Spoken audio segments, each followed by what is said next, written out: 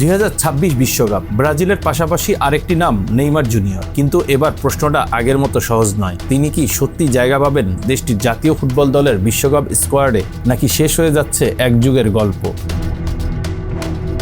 আগামী 18 মে চূড়ান্ত স্কোয়াড ঘোষণা করবেন ব্রাজিলের কোচ কার্লো আনচেলত্তি। তার আগে চলছে জল্পনা, বিতর্ক আর তুমুল আলোচনা, কারণ নেইমারের ভবিষ্যৎ এখনও পুরোপুরি অনিশ্চিত। ব্রাজিলের রাজনৈতিক, সামাজিক ও অর্থনৈতিক গবেষণা সংস্থা জেনিয়াল কুয়েস্ট একটি জরিপ চালিয়েছে। ফলাফল, 47% মানুষ চান নেইমার দলে থাকুক, অন্যদিকে 45% মানুষ চান না। বাকি 8% মানুষ এ নিয়ে কোনো মন্তব্য করেননি। অর্থাৎ পুরো দেশ যেন বিভক্ত দুই শিবিরে।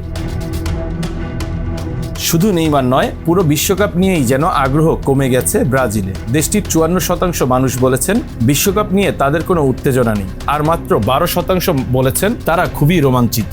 বাকি 32% বলেছেন তেমন অনুভূতি নেই। এটা কি ব্রাজিল ফুটবলের জন্য এক অশনি সংকেত?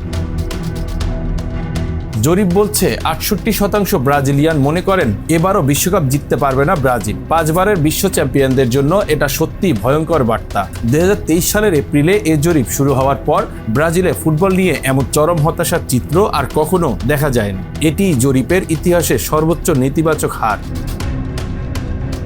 34 বছর বয়সী নেইমার জুনিয়র এখন ক্যারিয়ারের সবচেয়ে কঠিন সময় পার করছেন। সর্বশেষ জাতীয় দলে খেলেছেন 2023 সালের অক্টোবরে। এরপর দীর্ঘদিন চোট ও ফিটনেস সমস্যায় ভুগছেন। ফলাফল, তার পক্ষে পারফরমেন্স ধরে রাখা কঠিন হয়ে যাচ্ছে।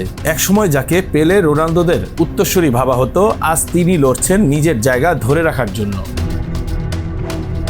2025 সালে নেইমার ফিরে যান তার শৈশবের ক্লাব সান্তোসে। সেখানে 36 ম্যাচে 15 গোল। মাঝে মাঝে ঝলক দেখালেও ধারাবাহিকতা নেই। নতুন নতুন ইনজুরি আবারও বাধা হয়ে দাঁড়াচ্ছে। এখন প্রতিটি ম্যাচই যেন তার জন্য ফাইনাল পরীক্ষা। তবে নেইমারকে নিয়ে ব্রাজিল জাতীয় দলের নির্বাচক কমিটির পর্যবেক্ষণ শিগগিরই চূড়ান্ত হচ্ছে না। নির্বাচক কমিটি সম্ভবত আরও কিছুদিন সময় নেবে বলে জানিয়েছে ও গ্লোবো। আগামী সপ্তাহে বাহিয়ার মাঠে নামবে সান্তোস। এরপর 2 মে পালমেইরাসের বিপক্ষে খেলবে ডার্বি ম্যাচ। আনচেলত্তি ব্রাজিলের বিশ্বকাপ স্কোয়াড ঘোষণার আগে সান্তোসের এই বড় ম্যাচগুলো কঠিন পরীক্ষা হতে যাচ্ছে নেইমারের জন্য। সব মিলিয়ে 18 মে ব্রাজিলের বিশ্বকাপ স্কোয়াড ঘোষণার আগে নেইমারের হাতে আছে আর মাত্র 9 ম্যাচ।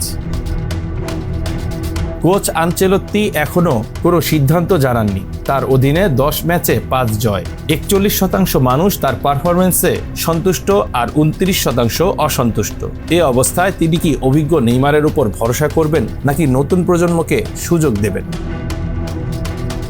ব্রাজিলের ভেতরেও মতামত এক নয়। দেশটির দক্ষিণাঞ্চলের মানুষ নেইমারের বিপক্ষে, অন্যদিকে উত্তর পূর্বাঞ্চলের মানুষ তার পক্ষে। সাও পাওলো সহ দক্ষিণ পূর্বাঞ্চল সেখানে সমান সমান।